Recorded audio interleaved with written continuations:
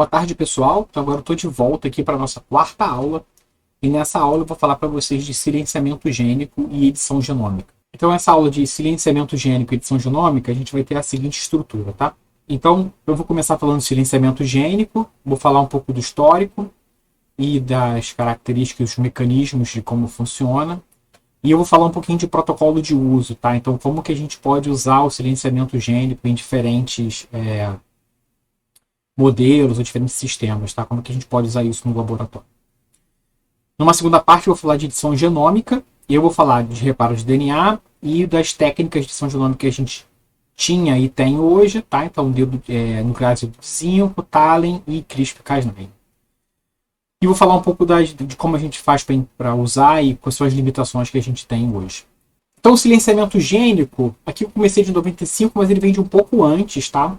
Alguns pesquisadores trabalhando com plantas, eles repararam algumas coisas estranhas com petúnia, que eles queriam aumentar a produção de um pigmento roxo nas flores, e eles sabiam como é que funcionava lá os genes que estavam envolvidos com a produção desse pigmento. Eles tentaram produzir plantas transgênicas que super expressando essa via de produção desse pigmento roxo.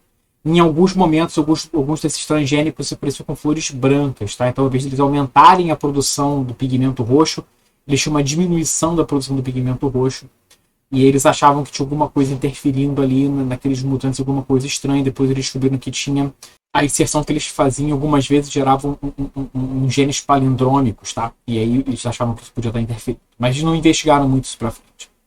Em 95, trabalhando com C. elegans, que é um verme nematóide, um modelo para genética, Gu e Campbell, eles estavam trabalhando com um gene chamado PAR1, que está envolvido com o desenvolvimento embrionário. Tá? Então, quando você tem a célula, o verme selvagem, expressando PAR1, ele tem uma divisão diferencial. Tá? Se vocês repararem, quando do zigoto para segundo, você já tem uma célula AB e uma célula P1 que tem boa parte do vitelo fica retido nessa célula P1, então as divisões são diferenciais. Quando você tem uma célula, um knockout para PAR1, você não tem essa divisão diferencial, então as células são iguais, tá? Você não tem uma diferenciação no tamanho das células, já não tem uma especialização logo no início, tá? E você tinha uma letalidade, tá? Então eles usando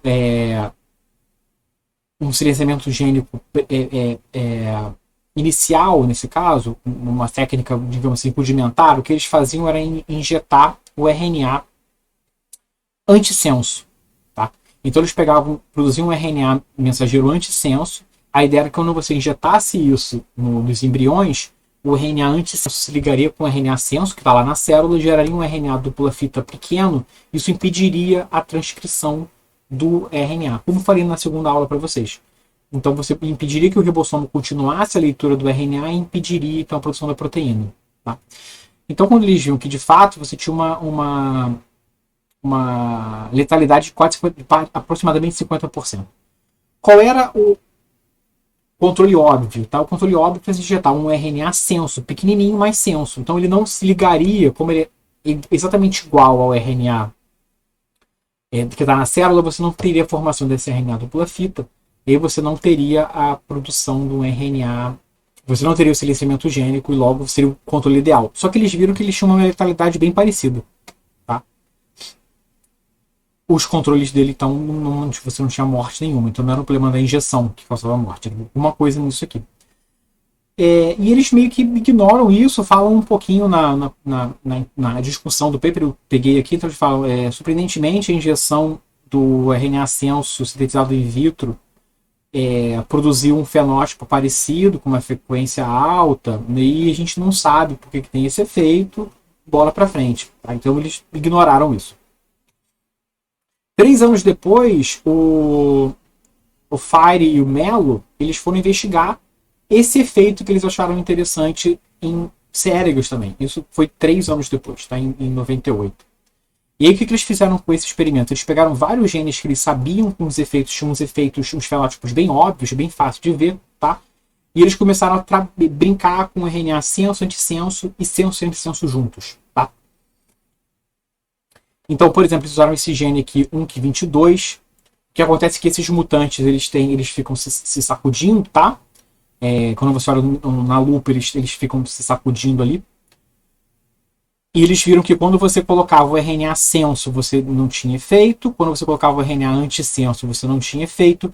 Mas se você colocava o RNA senso e antissenso, você tinha um efeito 100% dos animais pareciam com os mutantes. Tá? Isso independente da região do exon que você pegava. O Cerix é hermafrodita, tá? Então esse gene FEM1 faz com que todos os vermes, os mutantes sejam todos fêmeas, eles não produzem espermas. E de novo, se você coloca senso e antissenso, todos eles são hermafroditas. Se você coloca senso e antissenso, eles são fêmeas, ficam bem parecidos com o mutante. Tá? Esse gene 1, que é 54, os mutantes não têm movimento, eles ficam paralisados. E de novo você vê o mesmo efeito. Se você coloca o RNA senso, não tem efeito, o antissenso não tem efeito, o senso e antissenso totalmente paralisado. Isso para vários exons, tá? Mas se você coloca para promotor ou para intron, você não tem efeito. Então tem que estar na região mensageira. A região não codificante não faz efeito, tá? E eles fizeram isso para vários outros genes, inclusive céregas mutantes, tá? Então tinham céregas que superexpressavam GFP, e quando eles faziam RNAi, que no caso não era RNA ainda, né? Mas eles faziam essa brincadeira de usar senso e antissenso para a GFP transgênica, eles conseguiam suprimir a expressão do gene transgênico. Tá? E eles viram que o efeito era sistêmico e que era capaz de atingir gerações posteriores, tá? Gerações subsequentes do verme. Tá? Então, independente da região onde você injetava na gônada, na cavidade da cabeça ou na cauda do cérebro, onde você tinha os efeitos, tá? Independente da região onde você injetava, você tinha um efeito igual. E nos filhotes desse verme que foi injetado, você tinha efeitos ainda possivelmente até mais fortes. Tá? Então era sistêmico e hereditário. E com isso, o Fire e o Mello eles foram laureados com o Prêmio Nobel de Fisiologia ou Medicina em 2006 por a descoberta do mecanismo de RNA de interferência. Tá? Então os caras lá em 95, 3 anos antes de eles fazerem esse trabalho, tropeçaram no Prêmio Nobel e resolveram não investigar. O Fire e o Mello acharam aquele efeito interessante e resolveram entender o mecanismo que tinham. Descobriram o RNA de interferência, que é talvez a ferramenta genética mais importante para fazer genética reversa hoje. Assim. Muitas das coisas que a gente descobriu no século XXI para a genética tem uma pontinha de RNA de interferência sendo usada. Então, quais são as características do silenciamento gênico por RNA de interferência? A gente não tem mutação, tá? Então você não tem mutação nenhuma, então a princípio não tem uma alteração, não é uma medição gênica. Você tem uma redução do RNA mensageiro maduro, então no citoplasma, então você tem uma redução da quantidade desse RNA, mas você não tem uma redução do RNA nuclear, tá? O RNA nuclear continua com a mesma quantidade. É uma coisa que especificamente atinge o RNA maduro, tá? No citoplasma. Você tem uma amplificação do sinal, que indica que deve ter alguma coisa enzimática, não é uma coisa simplesmente física. Tá? Então você coloca um RNA, ele não é um impedimento físico do ribossomo de funcionar. Você tem uma degradação do RNA e isso depende, como amplificado, parece ter um envolvimento de enzimas no processo. Tá? E o efeito é sistêmico em alguns organismos, o que é muito interessante. Independe, então, da região onde você injeta aquele RNA dupla fita. Para muitos organismos, você afeta o corpo inteiro de uma vez só. E aí, com isso, o Cerigans, como foi descoberto no Cerigans, o Cerigans foi muito usado imediatamente depois dos trabalhos do original do Fire e do Mello para investigar o mecanismo, como é que isso funcionava. Tá? Então, tinha uma gama de genes descobertos em C. elegans. Tá? Imediatamente depois, então, alguns trabalhos, um ano depois do que o trabalho do Fire e do Mello foi publicado, investigando proteínas que estavam envolvidas com o processo de RNA de interferência. Tá? Isso inclui proteínas de ligação a RNA dupla fita, RNases, RNA polimerase, RNAs dependentes, helicases e por aí vai. Então, como é que funciona o mecanismo de RNA de interferência? Tá? Você tem um RNA interferente, tá? Que é o chamado siRNA, um RNA pequeno interferente, tá? Ou pode ser um siRNA grande, vou falar mais depois para vocês. Isso aqui é para C. elegans, tá? Então, essa proteína CID1 tá, é um transportador de membrana de dsRNA. Esse aqui é essencial para o efeito sistêmico. Então, se o seu organismo não tem esse transportador, você não vai conseguir fazer o efeito sistêmico, você vai precisar, de alguma forma, dar o sRNA para a célula no interior direto. A sua forma de entrega vai ter que ser dentro da célula já, você não vai simplesmente conseguir injetar no seu organismo. Então esse CID1, o transportador, ele vai ser esse RNA dupla fita vai ser incorporado pela célula. Lá a gente vai receber uma gama de proteínas que vão então processar esse RNA em pedaços pequenininhos, tá? Essa proteína aqui, que é a dicer, tá? Esse complexo de proteínas que é a dicer, vai escolher uma das fitas. Então, com essa fita que foi escolhida, você vai ter a formação do complexo RISC, que tem atividade endonucleásica, tá? Então, é ela que vai crivar o RNA aqui dentro.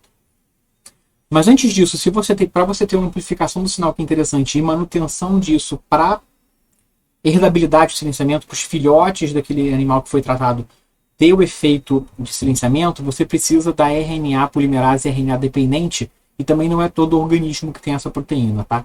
O que essa proteína faz é permitir, então, com base, então, quando você forma esse complexo dupla fita aqui, que você tem uma fita pequenininha que veio desse sRNA e o RNA inteiro maduro, a RISC pode clivar esse RNA mensageiro original, ou a RNA polimerase RNA dependente pode estender essa fita que estava pequenininha, gerar um novo RNA dupla fita que vai voltar a ser processado pela dicer. Então, com essa RNA polimerase RNA dependente, você tem uma manutenção extensa do silenciamento. Então, quando você tem essa proteína presente no organismo, uma injeção de sRNA é o suficiente para você manter por um longo período de silenciamento gênico. Tá? Para outros animais, quando ela não está presente, você precisa manter um sinal constante ou injeções constantes desse sRNA. Isso vai depender de organismo para organismo. Tá? E aí você tem a amplificação, no caso, a amplificação com esses sRNAs secundários, e uma clivagem, então, da RISC vai clivar então, o RNA mensageiro, silenciando, então vai impedir que esse RNA gere uma proteína, silenciando o gene. Então, falando agora de como a gente usa o RNA de interferência no laboratório, a primeira coisa que você tem que fazer é a sua região-alvo. Escolher o alvo, a região do gene que você quer inibir, para gerar o seu sRNA ou o seu RNA dupla fita, tá? É muito difícil ainda prever se um RNA vai funcionar bem ou mal, dependendo da sequência, tá? Eu pelo menos, não consegui nenhuma forma de bioinformática que faça isso de forma eficiente ou melhor do que a seleção aleatória. O que eu faço normalmente é simplesmente escolher uma região que os primers funcionam bem e escolher aquela região ali. Isso funciona de 80% a 90% dos casos comigo, pelo menos, tá? O que vai fazer, basicamente, se o RNA funcionar ou não? Vai depender muito da meia-vida da proteína-alvo. Então, se a meia-vida da sua proteína é alta, se você inibe a expressão gênica, a proteína já pronta continua por muito tempo. Então, demora muito para você ver o efeito. E às vezes você não vê o efeito da falta da proteína porque ela demora muito para sumir. Tá? Um outro problema é a abundância. Se essa proteína é muito expressa, você conseguir uma inibição pequena, às vezes não é o suficiente para você ver um efeito. Tá? Então, às vezes você reduz 50%, 60% da expressão de uma proteína, mas aqueles 40% que ficou ainda é o suficiente, que é o suficiente para manter a atividade que aquela proteína tinha, então você não vai ver efeito. Proteínas envolvidas com regulação de expressão gênica também são difíceis de inibir, não necessariamente porque o RNA funciona mal especificamente para elas, mas é difícil ver o efeito. Então, às vezes, um fator de transcrição, por exemplo, ele é relativamente pouco abundante, mas também você precisa de muito pouco, tá? Dependendo do número de genes que você vai ativar, basta um fator de transcrição estar inteiro, ele vai se ligar ali naquele promotor e vai funcionar, vai aumentar a expressão do gene. Então você precisa de uma inibição muito eficiente para você ver efeito sobre uma proteína que trabalha com expressão gênica. Tá? É difícil de conseguir inibição, eu falo isso por experiência própria. Para modelos mais estabelecidos, são células humanas, camundongo, outros modelos, você já tem isso aqui pronto, tá? Então alguém já fez lá, Sigma ou qualquer outra empresa que vende sRNA, eles já testaram, então eles sabem qual é o melhor sRNA, então você não precisa testar nada, você vai e compra. A sorte é sua que trabalha com modelo estabelecido, não é o meu caso. Tá? Uma coisa que é importante é sempre selecionar pelo menos 2 regiões, tá? Não faça um único sRNA para o seu alvo. Por que eu falo isso? Se você pegar depois um revisor chato no seu trabalho, ele vai perguntar para você assim, como é que você tem certeza que o seu sRNA inibiu apenas o seu gene? O que você está vendo não é um efeito de off-target, tá? Não é uma coisa inespecífica. Você tem 2 soluções para isso. Ou você faz um RNA-seq e ver a expressão de todos os genes do seu bicho, que vai ser meio caro. Ou você usa dois siRNAs, ou duas regiões do mesmo gene. Se com os dois dsRNAs, os dois siRNAs, você vê o mesmo efeito, a chance de você ter o mesmo off-target é pequena. Tá? Então isso convence de que você não está vendo um efeito específico, você está vendo um efeito específico da falta daquele gene. Tá? Por isso que é importante você sempre você tentar ter pelo menos duas regiões, se possível, do gene alvo. Uma coisa que é importante também, quando você for escolher o alvo, é você olhar o tamanho do dsRNA ou siRNA que você vai usar. Tá? O dsRNA normalmente eu uso entre 400 e 600 pares de base. Tá? É importante que isso não pode ser usado em mamíferos.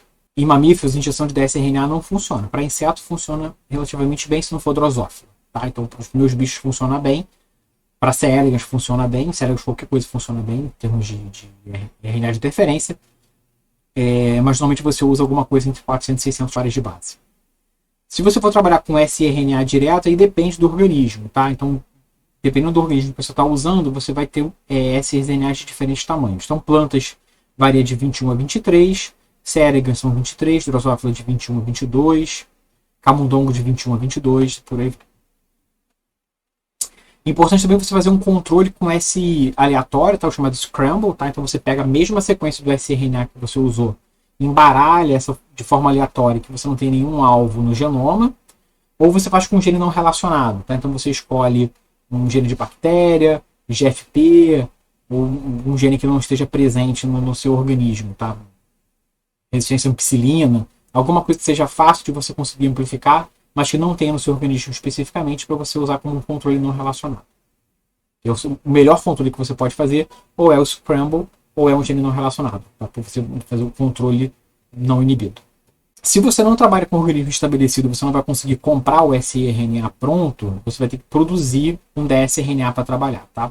Então, para fazer a síntese do dsRNA, a gente usa uma transcrição in vitro. Tá? Então, como é que você faz isso? Normalmente eu uso essa estratégia aqui, tá? Um PCR único com os primers. Então, os iniciadores têm presos nele nas pontinhas um promotor da RNA polimerase, o promotor da T7 RNA polimerase. Tá?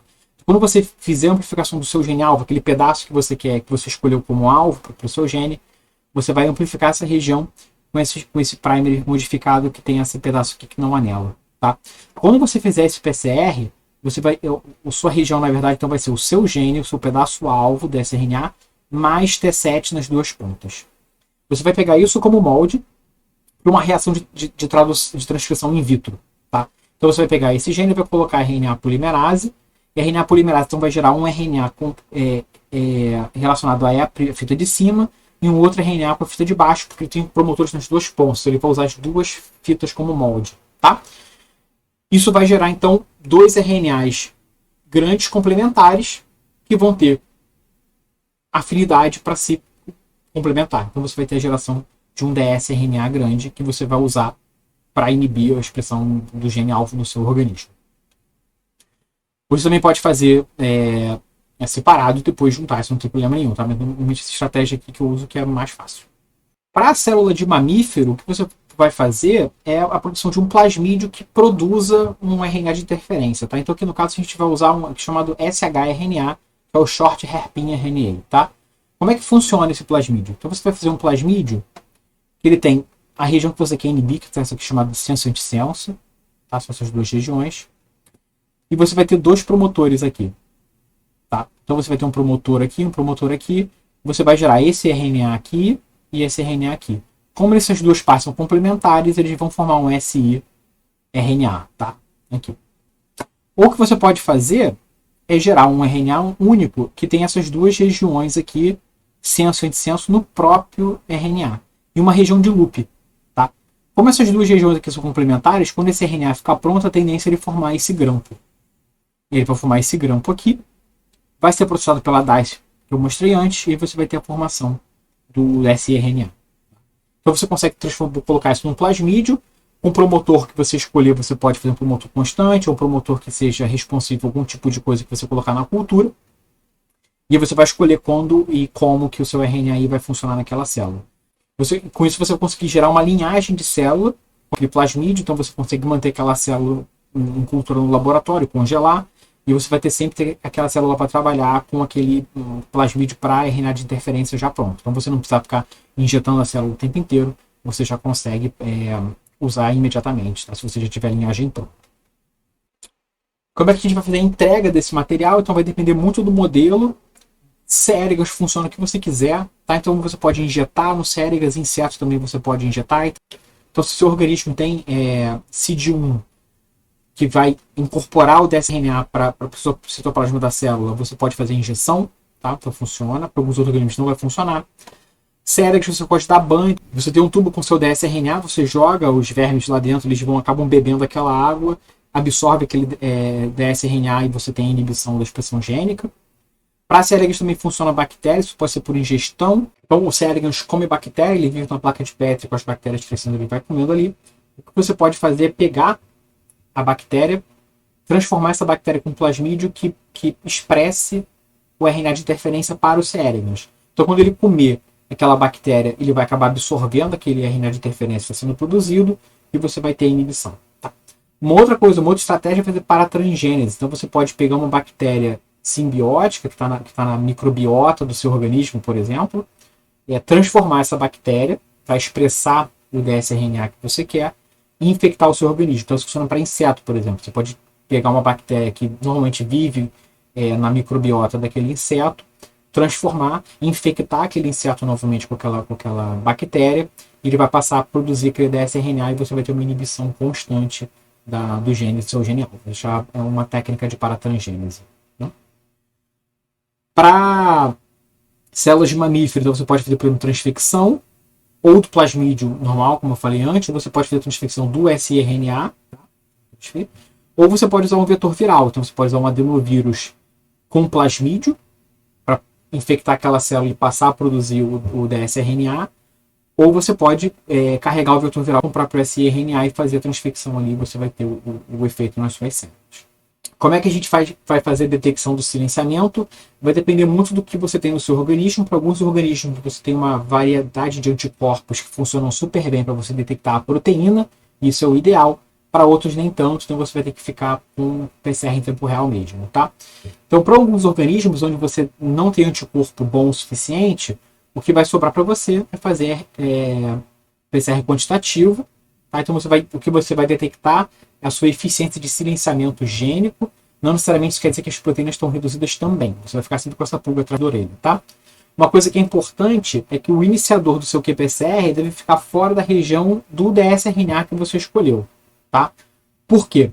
Se o seu iniciador do qPCR se anelar com o dsRNA, quando você fizer a primeira fita de cDNA, pode ser que você acabe transformando parte do dsRNA em cDNA e quantifique o dsRNA que você injetou para inibir e não o gene-alvo. Tá?